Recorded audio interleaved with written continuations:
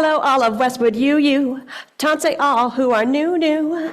Bonjour to Julie Boucher, our speaker for today. Cheers to all our volunteers helping this Sunday. I am Katie. I am a she. I really hope you'll join us for coffee and tea. March 21st is World Down Syndrome Day. As an educational assistant, I have worked with many students who have Down syndrome. Today, we will get to learn some basic information about Down syndrome. We will also learn about what we as a community can do to make things more accessible for those with Down syndrome. For our land acknowledgement, here's a short version of the Haudenosaunee Thanksgiving Address. We gather our minds as one to express our gratitude to the natural world and the Creator for the gifts that sustain us. We give thanks to Mother Earth for her bounty and support. We give thanks to the waters for quenching our thirst and providing life. And we give thanks to the plants and trees for their gifts and beauty. We give thanks to the animals for their presence and lessons. We give thanks to the winds, sun, moon, and stars for their influence and guidance. We give thanks to the Creator for all that we have and for the opportunity to live. Now our minds are one. Our opening words are a poem written for World Down Syndrome Day. The poem is called I Am Me and can be found on sohere'sus.com. Hello, it's me. You can call me sweetheart, kiddo, sunshine, call me student, equestrian, swimmer, call me artist, dancer, singer, call me friend. I am me. I am charming, stubborn, silly. I am affectionate, moody, kind. I am imaginative, exuberant, bossy. I am sweet. I am me. I have parents who adore me, sisters who tease me, a little brother who follows me around. I have grandparents who dote on me, teachers who are proud of me, friends of all shapes, sizes, and colors. I have fears and dreams, favorite songs and movies, strong opinions about my own life. I have Down syndrome. I have Down syndrome, but I am not Down syndrome. As we light our chalice, symbol of Unitarian Universalism, let its light illuminate ways to connect more deeply with ourselves, each other, and other beings on this beautiful blue-green earth we call home. And now it's lit. Let us join together for congregational song number 361, Enter, Rejoice, and Come In.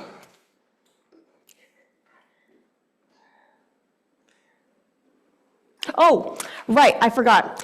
Our piano player for today is running late, so we're going to maybe sing that song later if she comes.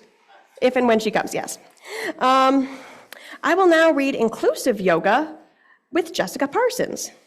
Hello, my name is Jessica Parsons, and I am a yoga teacher in Santa Barbara, California. What makes me unique is that I have Down syndrome. I come from a family of yoga teachers, and I've been teaching yoga since I was 12. At 16, I began teaching classes for other people with special needs through the Down Syndrome Association of Santa Barbara, and have been teaching inclusive yoga ever since. I love teaching yoga, and I love helping others stay strong and healthy. Inclusive yoga is fun, accepting, and accessible practice. It is for students with all skill levels and all walks of life, including students with disabilities and students with physical challenges. Every student who comes to my class does each posture at their own pace. I always have a variety of props and blankets to modify the poses, as well as ways to make it more challenging. We have a lot of fun in my class. Everyone is welcome, and there is no judgment. The class is a great way to get into yoga, exercise, and connect with other students. Since I love teaching and making new friends, I decided to start teaching inclusive yoga through the adaptive PE program in Santa Barbara. When I started this class, I learned there are a lot of different ways to be in this world. I've learned some people have a hard time speaking and some have trouble moving their bodies. But in my yoga class, we all do what we can and try our best. Mostly, I like to have fun with it. I think yoga and a little laughter helps bring everyone together. When I first started, I found that I was very flexible, but I struggled to keep my balance in some of the poses. Yoga has helped me to improve my balancing ability. My friends in class have also encouraged me to try poses that I didn't think I could do. I have helped my students with staying still during a meditation, becoming more flexible, and staying calm over the course of a yoga class. When you start practicing, remember to go at your own speed. I think it is a good idea to take a yoga class with your friends or family because it is a fun workout where every person is an equal member of the class. If you love yoga and you're interested in starting a class of your own, see if you can attend an inclusive yoga teacher training in your community. You may want to bring an aide to provide support practicing the poses and understanding all of the material. Now, for the moment we've all been waiting for, Julie Boucher! Woo!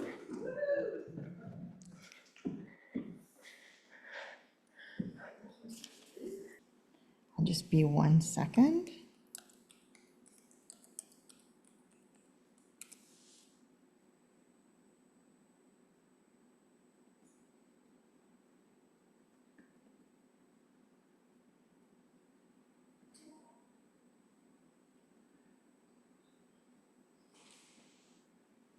There it is.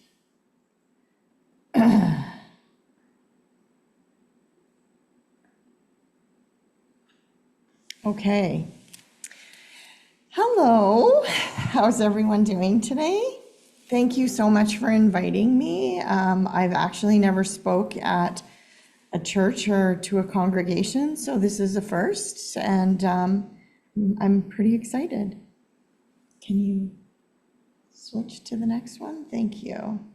So my name is Julie Boucher. I am the Director of Community and Family Services at the Edmonton Down Syndrome Society. So what I do in my job is I support families in their navigation journey, their disability navigation journey. If you don't know anyone with a disability, the whole system of supports is extremely confusing and it's very difficult. And so 9 years ago, they hired me to help families with their children from birth until they pass away. So most of the time what I'm doing, I have lots of friends with Down syndrome, but mostly what I do is I work with the families and with the schools and with organizations and government supports, I guess you would say. And the Edmonton Down Syndrome Society has been around now for 30 years. So one of the questions that Katie had asked me is how I got into working with families with Down syndrome. So I would say you either are somebody that is interested in human services or you're not. And I definitely am. From the time I was young, even at my boarding school, I kind of counseled students and got an award for that. So I think it's just something that I've always had in my, inside of me. I ended up getting a degree in criminal justice in the United States, and I worked with young adults that were being tried as, I worked with young offenders that were being tried as adults, and really enjoyed it. Once I graduated and moved back to Canada, I ended up moving to Ontario and opening a secure custody facility for young offenders there. And after a few years, I moved back to Edmonton, met my husband, had some children, and once they grew up, I really wanted to start getting back into the human service field. And once you do it, it's not necessarily, it wasn't just about criminal justice and working with young offenders. It's really about just supporting anybody that needs help. And I kind of fell into this job 9 years ago, and I absolutely love it. I've built it from nothing until what it is today, which is that I go out to lots of organizations and I teach them about Down syndrome. I go to schools, and I teach them about Down syndrome. I support all the EAs. I try to explain why it's good to have children with Down syndrome or any disability in a typical classroom. So that's a little bit of my background. So what is Down syndrome? It's not an illness. It's not curable. It's not a spectrum disorder like autism. So autism, they actually do like a bunch of questions and they figure out where you are on a spectrum. Down syndrome, you're born with it. You take a blood test and you either have Down syndrome or you don't. So there is no spectrum.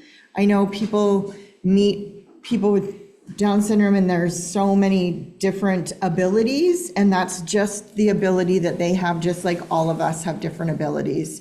Some of us are really good at math, some of us aren't very good at reading, some of us are super scientific. It's the same with people with Down syndrome. They all have different abilities.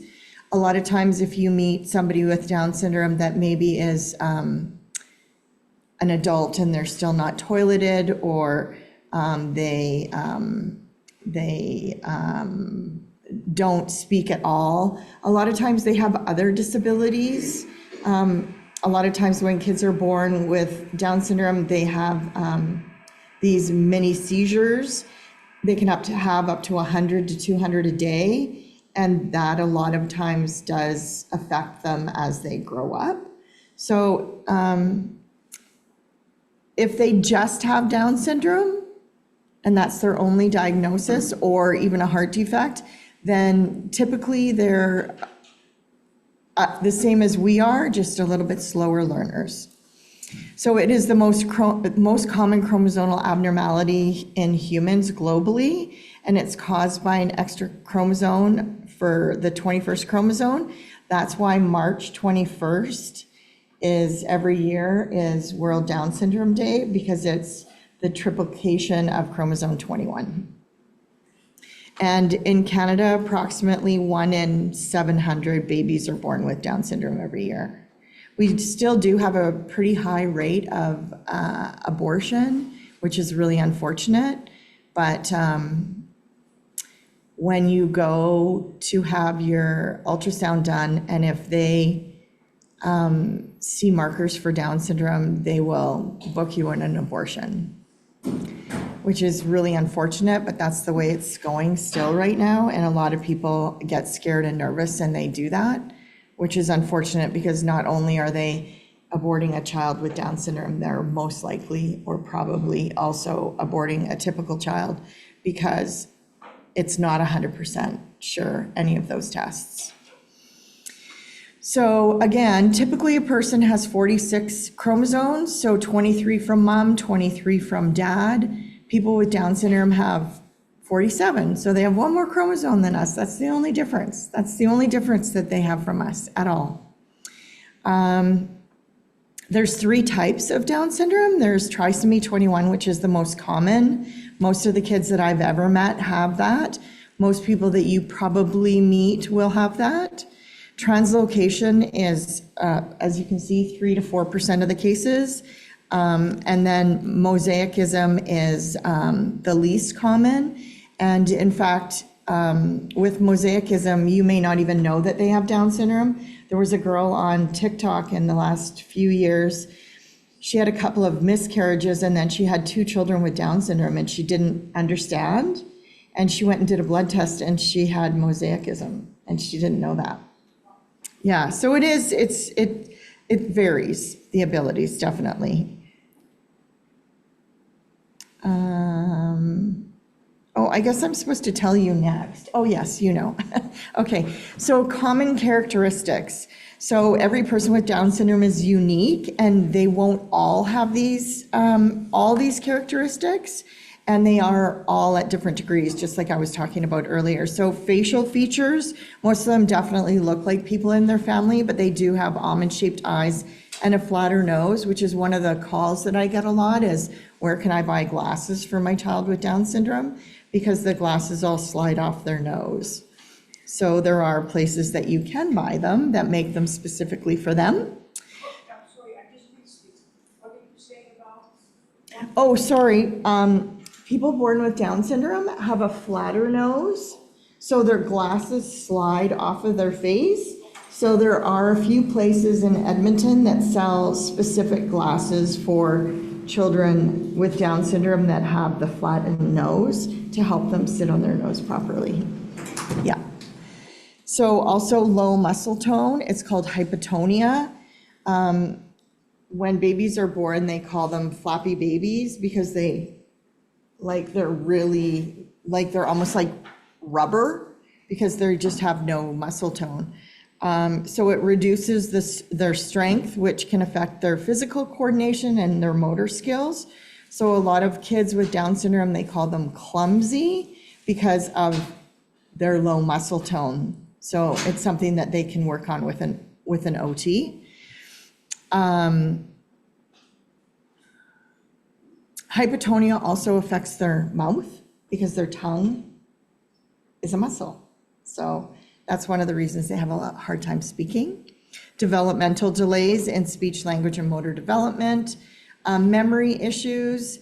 They may have challenges with short-term memory. So that's why so we have a lady teaching a class right now, and she does work with people with disabilities, but she hasn't specifically with people with Down syndrome. And she would ask a question, and then she would go to one of the kids, and she'd say, "What do you think?" And they were fine, but then by the time she got to the second or the third person, they would have forgotten what she asked. So I had to tell her, don't forget to ask them the question again. So she would ask the question all over again because they have a hard time remembering. Their short-term memory is not very good. And they're also not very good if you say, hey, Johnny, can you go downstairs, take the laundry out of the washing machine, put it in the dryer, bring the stuff out of the dryer upstairs and fold it? That ain't gonna happen. No. You have to give them one at a time. I mean, to be honest with you, I have to do that with my son as well, and he doesn't have Down syndrome. So, I mean, I think that's just a personal trait. But for people with Down syndrome, they just work better if you break things down into shorter questions. Or can you do this? And then once they do that, then you ask them to do this. And once they do that, you ask them to, and they can do all of it. They just need it given to them in a different way than it would be given to us. So, oh my gosh, really? Come on. Okay, here we go. So, and then the structural differences in mouth and ears. You'll notice that a lot of kids with Down syndrome wear glasses, and they also have hearing aids. That's because they have really, really small ear canals, which can contribute to hearing issues. So a lot of them wear hearing aids. And then with their mouth, they have a normal sized tongue, and their mouth is the same size as well. The problem is that when they're born, they have a really high arch. So their tongue doesn't sit in their mouth like ours does. So a lot of the times, speech language pathologists will do like a palate massage, because your palate doesn't actually fuse until you're around 17. So your palate is still malleable. So you can either put like something in your mouth and expand it, which a lot of parents do. You can do the palate massage. And what that does is it brings down their mouth to a more level air, just like ours, so that it's not really high up there, so their tongue isn't protruding. It'll sit in their mouth properly. So their mouth isn't smaller, it's the same size, it's just the shape of their oral cavity. So next, please.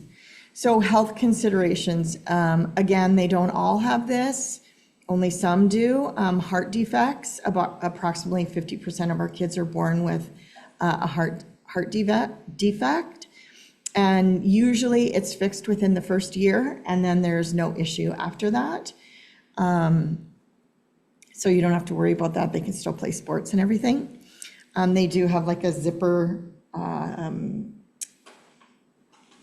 thing right down here because of their open heart surgery. Vision problems, increased risk of vision problems. You've probably noticed some of the kids have cross eyes or refractive errors, which I don't know what it is. I'm not medical, but a lot of them do wear glasses because they do have vision problems. Hypothyroidism is very, very common. A lot of our children take thyroid medication and our adults. And childhood leukemia.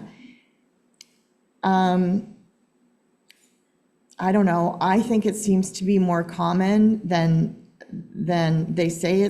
They have a slightly higher risk, but we have about 300 families in our membership, and this year alone, I know 3 children that have been diagnosed with leukemia. So I don't know. I think that's pretty high in my opinion. Also, Alzheimer's disease is linked to Down syndrome. So people with Down syndrome have a higher rate of getting Alzheimer's than the typical population, and they usually end up getting it in their 40s or their 50s. And that again is like a medical, I tried to remember the name of why, but it has something to do with their neurons, and I don't really know. I don't do anything medical. We have a Down syndrome clinic here. Anything medical goes to my nurse because I'm not a nurse. So some of the strengths and abilities of people with Down syndrome, they're really good at coping with challenges. So they're really resilient. So they develop really great coping skills to manage challenges that they encounter. They have really great creative thinking and approaches to problems with unique perspectives, and they generate innovative ideas. Adaptive learning. Individuals with Down syndrome often exhibit strong adaptability in learning. So once you adapt, we say that every child can learn, and if they're not learning and there's an issue in the classroom, it's because they're not being supported properly. So once they get the right supports in a classroom, they can do anything. We have lots of kids that go to university. We have a girl that just lived on campus at King's University. We have people that graduated from U of A, McEwen, King's. So there's absolutely young adults out there that thrive and have the right supports to be able to do this. And then the emotional intelligence. They have the innate ability to connect with others and show empathy and kindness. I always say either they like you or they don't, and they're very, like, they just absolutely know. They know whether you like them, whether you're pretending. They have like just this built-in like knowledge of all of this about people. They're very smart, very, very smart.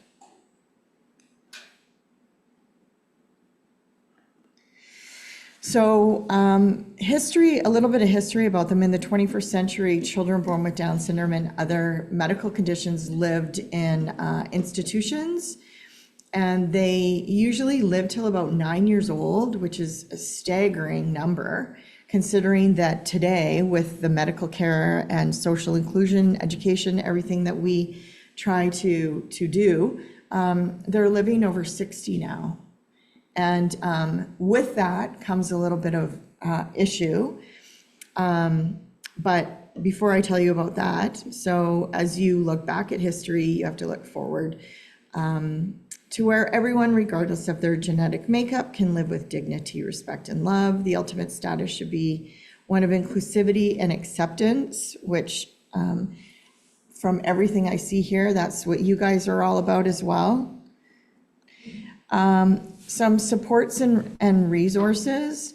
So the Edmonton Down Syndrome Society provides all kinds of resources, professional services, and specialized programming. So some of the things that we do is speech language therapy. So most kids with Down syndrome are going to need it. It's not like a 6-week course though. It's something that you have to do and you have to continue over their life. So we try to do it in like 6-month span. So if you come for 6 months, once a week or once every 2 weeks, and you take a few months off and you work on the strategies that we've given families, then you have to come back. And yes, it is very expensive. That's one of the reasons that we cost share with our families. We don't get any government funding, so we rely on donations, and sometimes that can be really hard. Sometimes families can't even afford the $60. So because of all of us there who are like so passionate about our work, we end up spending a lot of our money paying for people to get therapies, because it means so much to us to have this person that is constantly talking, but you don't understand what they're saying, to go and get speech supports, because you want them to succeed and you want to be able to have a conversation with them. So yeah, a lot of my money goes towards that. Occupational therapy, very important. It helps with dressing, eating, and other self-care tasks. Physiotherapy, they help with kids if they're, motor skills, balance, coordination. They help them ride a bike. They help them walk. A lot of our kids don't walk until they're about 3. A lot of schools don't want them if they're not walking. So they have to help them learn to walk. And then specialized education plans. Every child with a disability does have an IPP in school, which is where they get modified supports in the classroom, whether it's they leave the classroom to do a test, or if there's a test with 10 questions, they may only have 5. So there are different things, and those are the things that help them with academic success. This is what I was talking about earlier. So aging and health, this is the first generation of individuals with Down syndrome to age. So there's so many doctors out there that have no idea when a senior, which we say is over 40 or even over 50, goes to the doctor. They don't even know what it is to look for, because they've never seen somebody that old. So one of the things that we've been really working on is disseminating some of these medical guidelines for adults that we have to all the different clinics, because we don't have a specific clinic for our adults, we do for our kids. So we're trying to get all this information out. So if you guys know anyone that would like our medical information, I can certainly give it to you. And so again, Alzheimer's disease is often associated with Down syndrome due to the genetic connection between them. So there's always a tendency to overdiagnose Alzheimer's in people with Down syndrome, because they don't know, they've never seen somebody with Down syndrome at this age, so they don't know what it is. So they could say, oh, it's it's Alzheimer's, which it usually isn't. But so we are working very hard on trying to get this information out to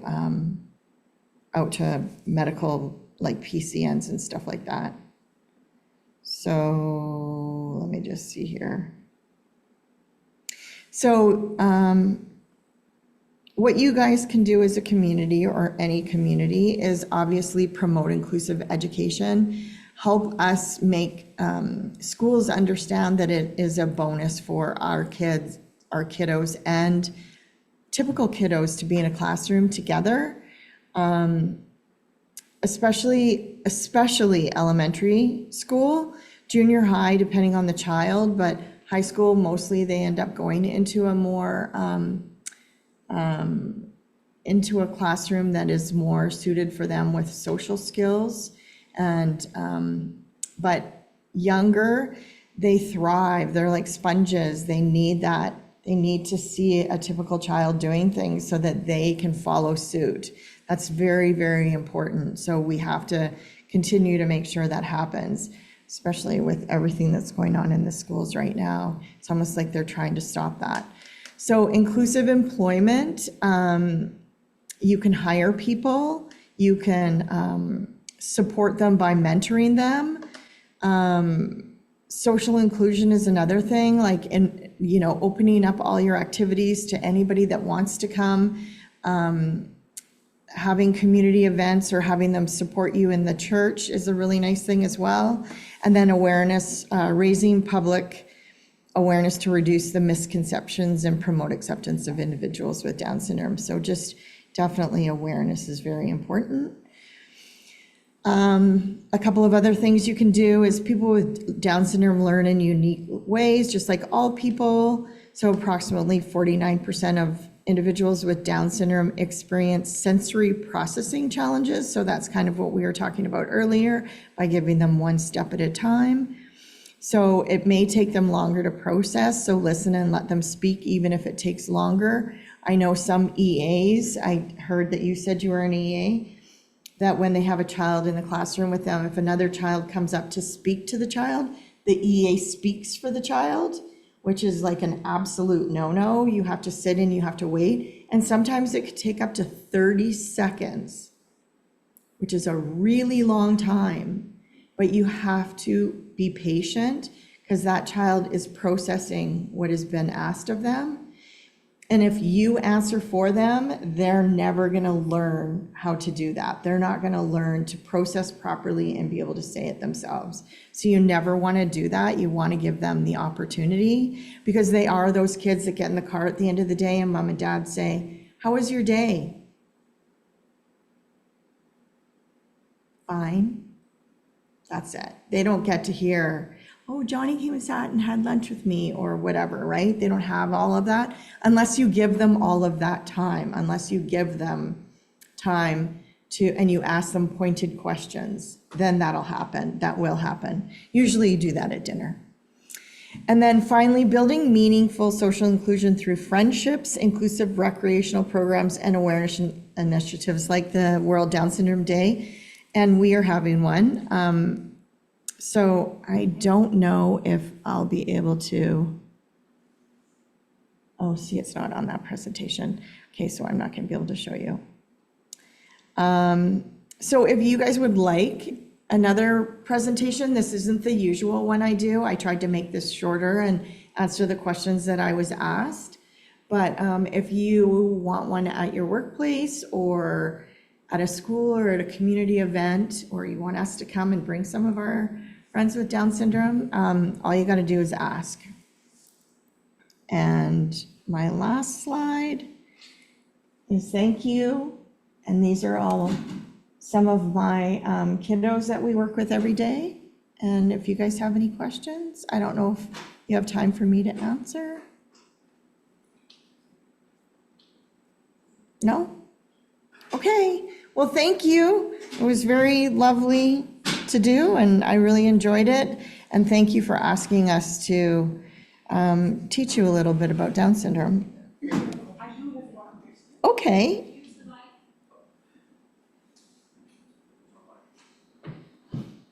So in the end, you were saying these are the children that I work with every day. What is it then exactly that you do with them?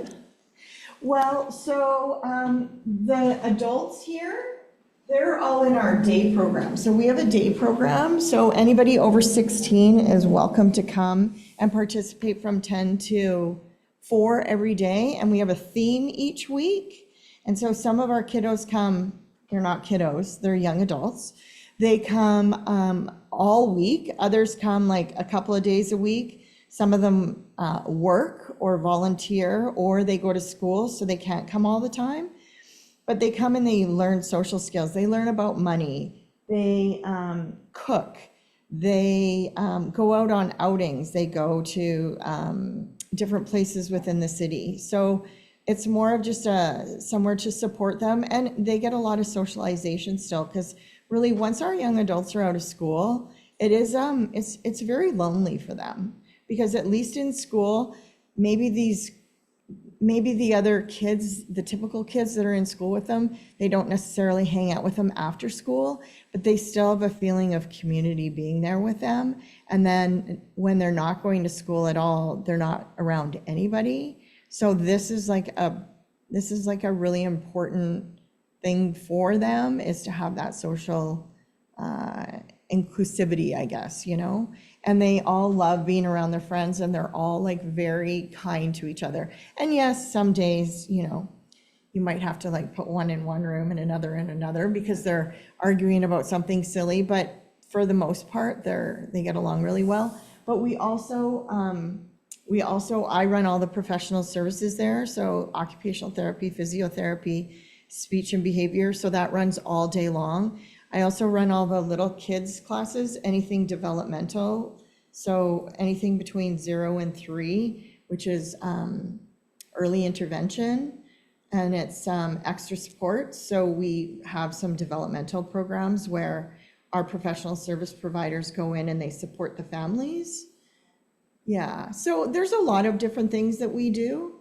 And we are open on World Down Syndrome Day. It's an open house from 10 to 3. And we'd love for you guys to come and you can meet some of our young adults. It's free. We have like some of the Eskimos there, some of the Oilers there. We have Sparky. Sparky is that the mascot? Is that the right mascot? I don't know. The Stingers mascot. So we have lots of different things. We have some superheroes there that volunteer. They come and dress up as princesses and stuff like that. So it's a really fun day.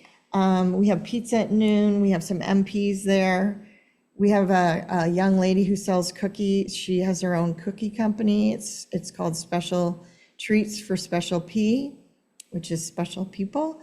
And she sells cookies. So she's going to be selling her cookies. So you guys are more than welcome to come and hang out. It would be really nice to see all of your faces or any of your faces there, so. Thank you. Very beautiful. I thought so.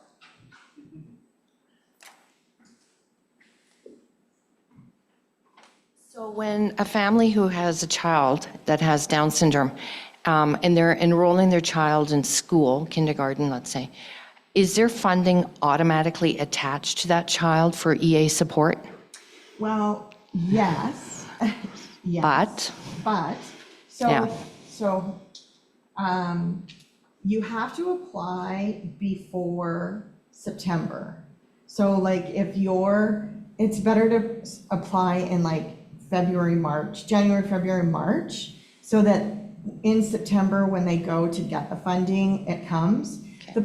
There's two problems. One is families move during the year. Mm-hmm. And so if they come in after September and they go to the school, there's zero support for that child unless the child that applied earlier and got the funding, that money is determined, even though it's for that child, every single child that has an IPP, so it's not just kids with Down syndrome, gets funding. They're all coded. Mm-hmm. All of that money goes to the principal. Right. And the principal says, we need new music equipment. So we're Right. going to get 2 EAs for 15 kids, and they're going to share them. That's what happens. So Yeah. depending on the principal, because the government has allowed the principals to make the determination of what happens to the money.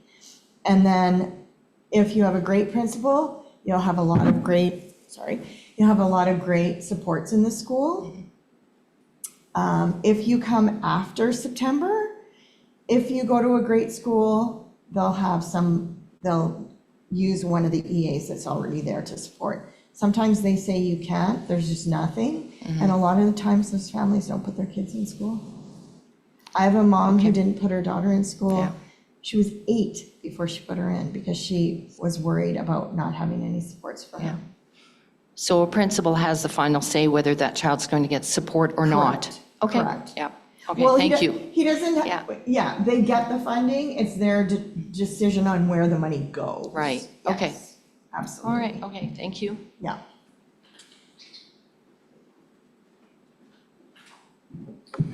I have a little something to share. It's not a question, but my dad was involved with scouting. He was a scout leader, and for decades, one of his scouts became an astronaut. He was McLean, I don't know his first name. He became a Canadian astronaut. My niece, so his granddaughter, was in beavers, and he ran a beaver pack, whatever they're called.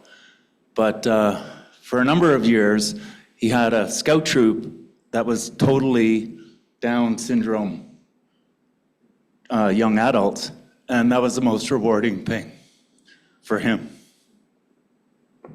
Yeah, it definitely is. It teaches you a lot about yourself. Yeah, yeah. That's really awesome. And what he just said was really good, because a lot of people say,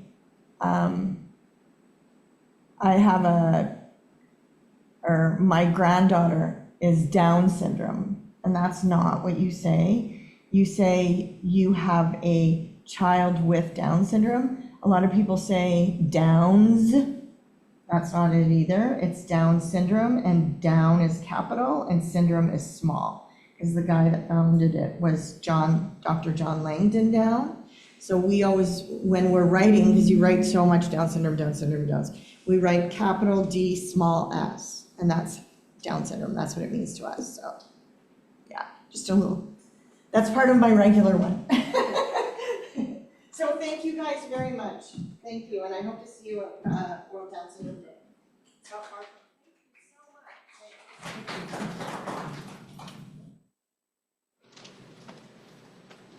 Now let us sing song number 1008, When Our Heart is in a Holy Place.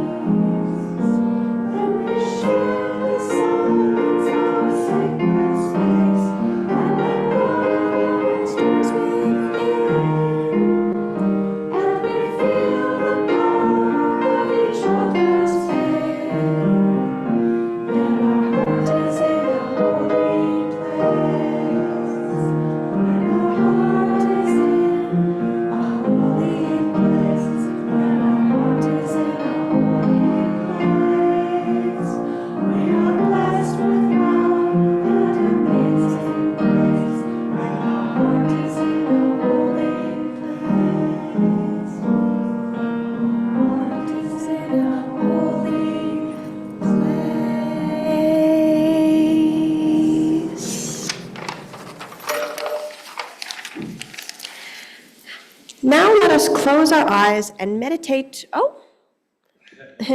and meditate on a world that is inclusive of all minds, whether they have Down syndrome, autism, FASD, or they are just a person who thinks differently. Let us think of what that world would look like for the next minute.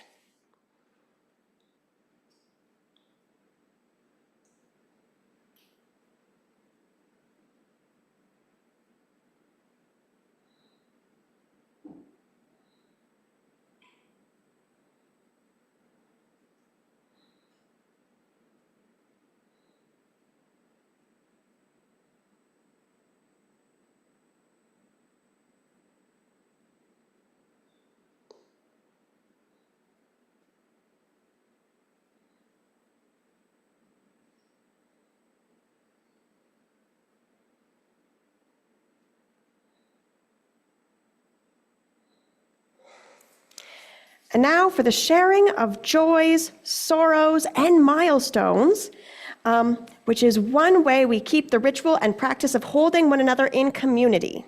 We speak what is in our hearts because there is power in standing together in these moments. Sunday service includes time for you to light candles of joy, sorrow, or private intention. We will start with the people in the building. Please line up on this side of the sanctuary.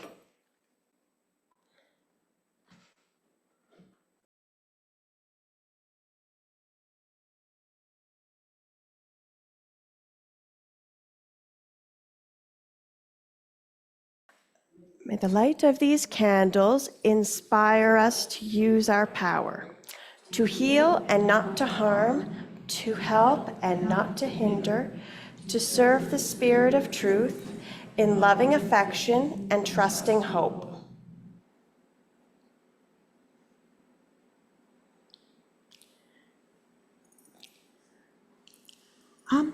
Let's start with the offering song from you.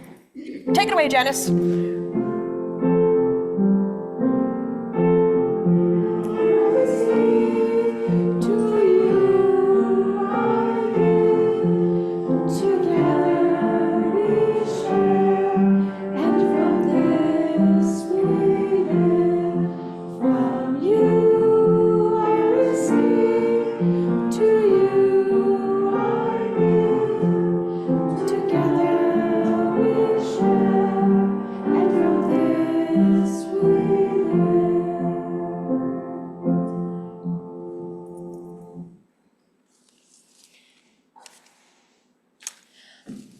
Sorry, I said a quote before, but I was supposed to say it after this.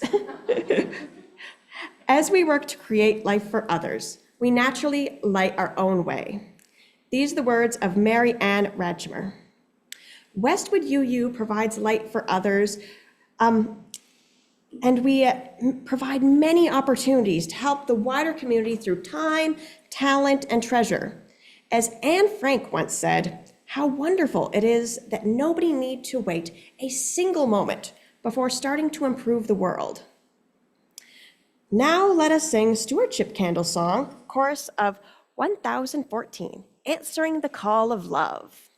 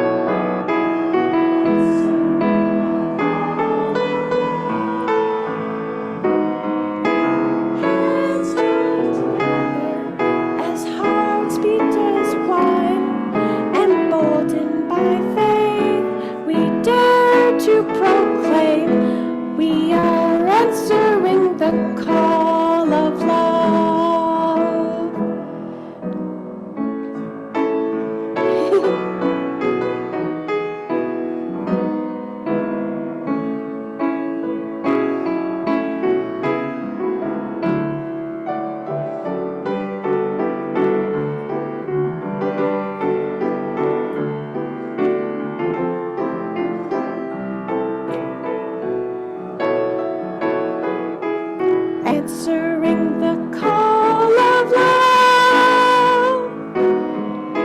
Hands joined together as hearts beat as one. Emboldened by faith, we dare to proclaim we are answering the call of love.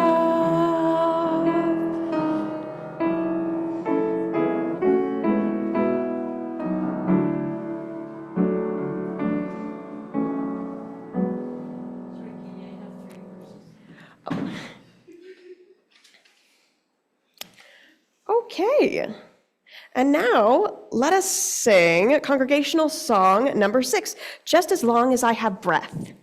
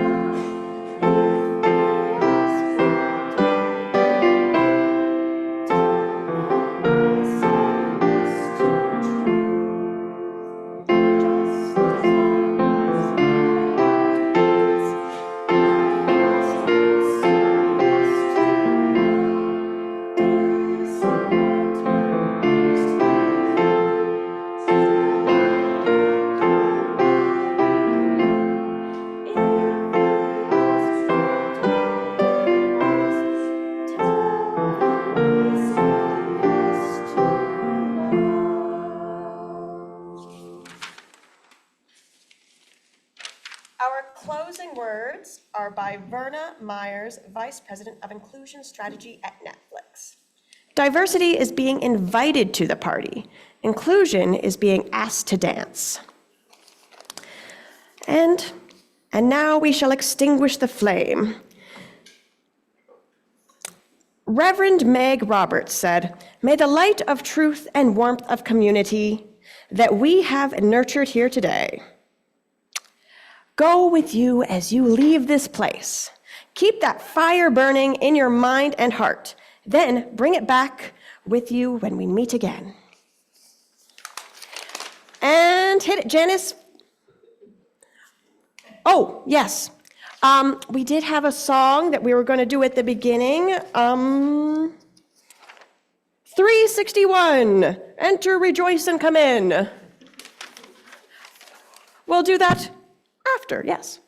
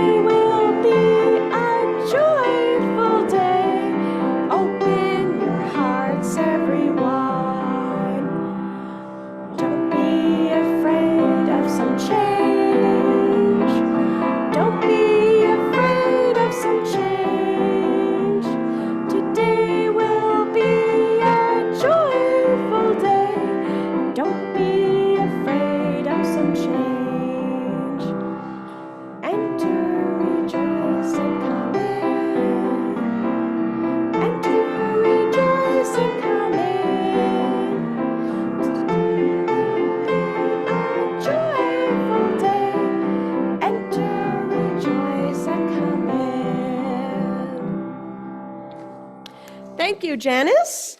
And now the prelude, or postlude.